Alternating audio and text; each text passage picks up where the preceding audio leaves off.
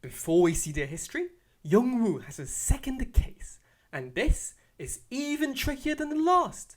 On what was supposed to be the happiest day of her life, a young woman's wedding dress fell apart. Her groom managed to cover up the front, but her back was exposed to everyone to see.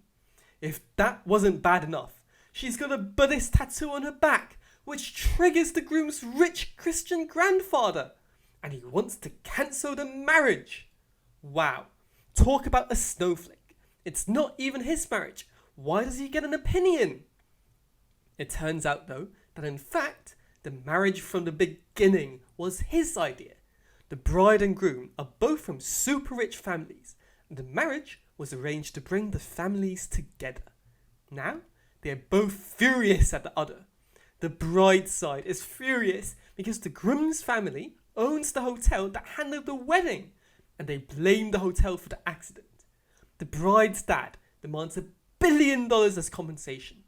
$1 billion is an insane amount, but the law firm accepts the case anyway because they're promised that they'll get all of the father's business if they win, worth millions every year.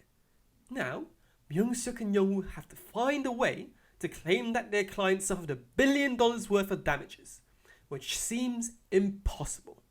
Myung-suk decides that they need to interview everyone involved to find some way they can blame the hotel for more things, and Young-woo gets sent to interview the bride with Min-woo, while Soo-yeon and Jun-ho go to the hotel, posing undercover as a married couple wanting to hold a wedding there.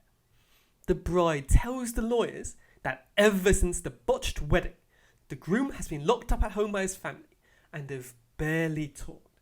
The groom's family are trying their best to stop the marriage now, but they were also the ones trying their best to start it in the first place. The bride and groom met at a church where she played the organ under the groom's father.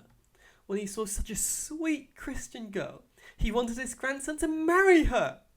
The bride has converted to Christianity, and the groom knew about the old Buddhist tattoo, but neither of them thought it was important enough to remove the tattoo. As far as I'm concerned, if God thought it was important, he would have removed it himself. She also tells them how she complained to the staff at the hotel that the dress was too loose, but the staff brushed her aside and didn't do anything to fix the issue. And luckily, none of her friends were there at the wedding. The old people only invited the rich and famous, not the bride and groom's real friends.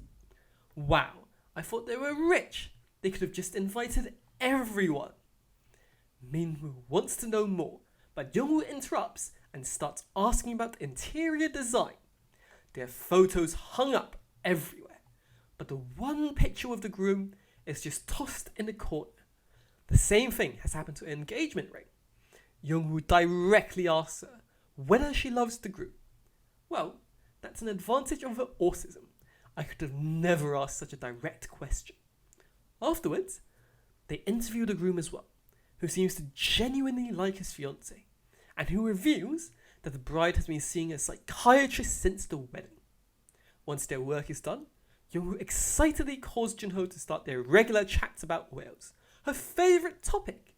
Jun-ho is on the way to the hotel with Soo-yeon, who seems to have a crush on Jun-ho too. When she sees how close the two seem to be, she gets jealous and tells Young-woo that she shouldn't bother Jun-ho while he's working, and Jun-ho that he shouldn't humour Young-woo unless he's prepared to do it for his whole life. As Professor Soo-yeon is in the midst of lecturing Jun-ho, she gets a stomachache and needs to rush to the toilet. But it's too late. She soiled herself. Ha! Serves her right. And she has no choice but to awkwardly ask Young-woo to bring her a spare pair of trousers. The oblivious Young-woo brings her some pyjamas. Soo-yeon can't possibly turn up to a 5-star hotel in her pyjamas, and Young-woo ends up needing to take her place. Before she goes, Soo-yeon marks her territory like a dog, claiming Jun-ho for herself. Wow, shouldn't Jun-ho get a say in this as well? At the hotel, Young-woo is utterly focused on her backstory, so she won't expose her undercover identity, and she immediately informs the manager of everything. She got pregnant accidentally and needs to get married ASAP. Awkward. She ignores everything the manager says and insists on trying the same wedding dress that the bride had her accident in. Wow, the manager must think she's the weirdest client ever. As Young-woo is getting changed, Soo-yeon overhears a staff member on the phone. It turns out that someone got fired over the wedding incident. Jun-ho tries to get the fired staff's contact, but it turns out she's left the country. Luckily, he does get something out of the trip, a view of the beautiful looking Young-woo in her wedding dress, dazzling him. Love can happen in an instant. After seeing her, Jun-ho changes. He isn't happy just talking about whales anymore. He tries to talk to Young-woo about herself and learn more about this amazing girl. Young-woo, of course, is utterly oblivious. After lots of work, it's time for the trial. Even though they couldn't get the fired staff member to appear in court, they managed to convince the one who phoned her, and she reveals some important information. The fired worker had damaged the bride's dress on the day of the wedding, and the manager switched in a larger size without telling anyone, not wanting to get in trouble. They've successfully proven that it's the hotel's fault, but now they need to prove that they deserve $1 billion, a much more difficult task. The opposing lawyers found a post on social media from the bride saying that she's delighted she doesn't need to marry someone she doesn't love. If she's delighted by the marriage falling apart, how can she claim that she's been damaged for $1 billion? That night, the bride breaks down in tears. She's so conflicted. She doesn't want to marry someone she doesn't love, but at the same time, her dad was so excited about it. She was even promised a huge plot of land as her dowry. Her social media posts were a result of her feeling so conflicted. In a flash of brilliance, Young-woo latches onto something she said. She was promised land. If they can't prove that the bride was hurt mentally, they can still prove that she missed out on ownership of that $1 billion plot of land because of the marriage falling apart. The genius strategy works wonders, and the sentiment in the court is clearly in their favour. But as the case is about to wrap up, a friend of the bride appears, and she breaks down. She withdraws the lawsuit, giving up a sure victory. She confesses that she's a lesbian, and she never wanted any of the things her dad forced on her. If she's going to marry anyone, it'll be the woman she truly loves.